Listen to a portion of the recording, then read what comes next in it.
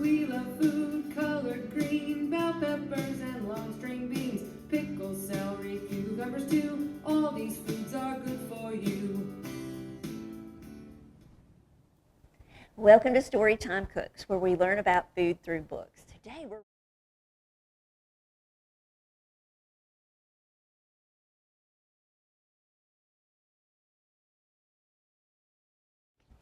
Now, if anybody has ever been around goats, you know that sometimes their choices of foods are a little bit different.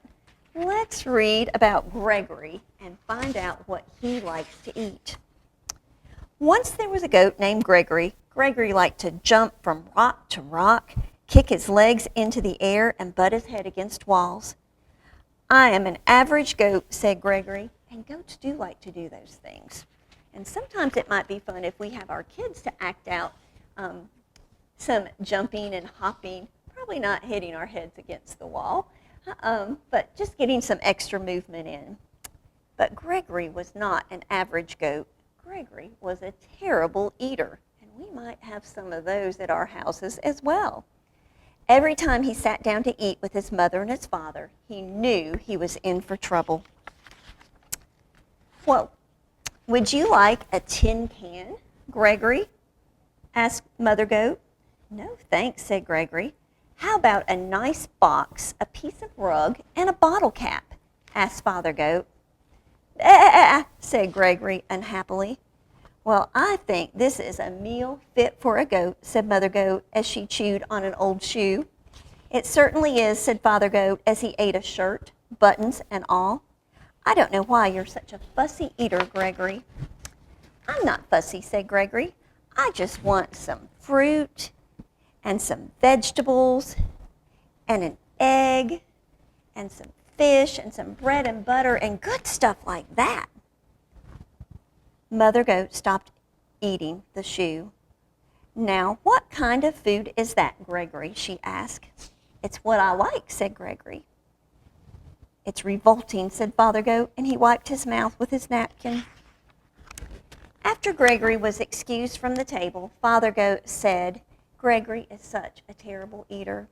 I wonder what is wrong with him, said Mother Goat. Mother and Father Goat ate their evening newspaper in silence. And Gregory is thinking about all the yummy foods that he likes to eat. The next morning, Mother and Father Goat were enjoying a pair of pants and a coat for breakfast. Gregory came to the table. Good morning, Gregory, said Father and Mother Goat. Good morning, said Gregory. May I have some orange juice and some cereal and a banana for breakfast, please? Oh, no, Mother Goat said. Do have some of this nice coat. Take a bite out of these pants, said Father Goat. Bah, said Gregory, and he left the table. Father Goat threw down his napkin. That does it, he said. Gregory just isn't eating right. We must take him to the doctor. Father and Mother Goat took Gregory to the doctor. Dr. Ram was munching on a few pieces of cardboard, and there he is. I don't know that I don't want to be a goat because that food doesn't sound very good to me. I think Gregory's food sounds better. Now, what seems to be the trouble, he asked. Gregory is a terrible eater, said Mother Goat. We've offered him the best. Shoes, boxes, magazines, tin cans, coats, pants, but all he wants are fruits, vegetables, eggs, fish, orange juice, and other horrible things. What do you have to say about all this, Gregory? Asked Dr. Ram. I want what I like, said Gregory. Makes sense, said Dr. Ram. He turned to Mother and Father Goat. I've treated picky eaters before, he said. They have to develop a taste for good food slowly. Try giving Gregory one new food each day until he eats everything. That's really a good idea. That night, for dinner, Mother Goat gave Gregory spaghetti with a shoelace in the tomato sauce. Not too bad, said Gregory. The next day, she gave him string beans with rubber heels cut into small pieces.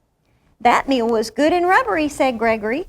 The next day after that, Mother Goat said, we have your favorite today, vegetable soup, but there's one condition. You also have to eat the can. Okay, said Gregory. What's for dessert? Ice cream, said Father. But you have to eat the box too. Yummy, said Gregory. I'm proud of you, said Father Goat. You're beginning to eat like a goat. I'm learning to like everything, said Gregory. One evening, Father Goat asked, Has anyone seen my striped necktie? Not since breakfast, said Mother Goat. Oh, look what's in the picture down here.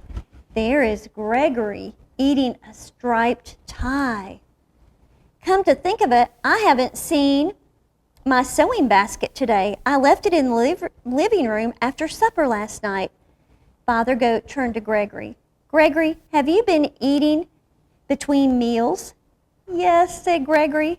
I can't help it now that I like everything. Well, said Mother Goat, it's all right to eat like a goat, but you shouldn't eat like a pig. Oh, said Gregory. After Gregory went to bed, Mother Goat said, I'm afraid Gregory will eat all my clothes out of the clothes hamper. Yes, and my toolkit will be nixed, said Father Goat. He's eating too much. We'll have to do something about it. Look what they did. The next evening, just before supper, Mother and Father Goat went to the town dump. And they brought home all kinds of things. They brought home 8 flat tires, a 3-foot piece of barber pole, a broken violin, half a car, and they piled everything in front of Gregory's sandbox. When Gregory came home for supper, he said, What's all the stuff in the yard? It's your supper, said Father Goat. It all looks good, said Gregory. Gregory ate the tires and the violin, and he slowly ate the barber pole, but when he started in on the car, he said, I've got a stomach ache. I'm going to have to lie down. Gregory went to his room. I think Gregory ate too much junk, said Father Goat. Let's hope so, said Mother Goat. All night, Gregory tossed and twisted and moaned and groaned. He couldn't sleep well at all. The next morning, he went down for breakfast. What would you like for breakfast today, Gregory? Asked Father Goat. Some scrambled eggs, 2 pieces of wax paper, and a glass of orange juice, said Gregory. That sounds just about right, said Mother Goat. And it was. So this is a funny story because we're not going to eat foods like goats, but sometimes we do have a hard time getting our kids to eat new things. And the lesson learned in this story is if we can get them to try just one new thing, that might be the start of them liking a lot of new foods. So when we are thinking about challenging times with kids, just remember one little bite at a time, and hopefully, eventually, maybe they won't eat as much as Gregory, but they'll be willing to try lots of new things. If you need some extra hints about getting your kids to eat, feel free to give us a call at Cooperative Extension or look up our Facebook page or our website. And we hope you'll come back again next week and join us for another story as we learn about food through books with Storytime Cooks.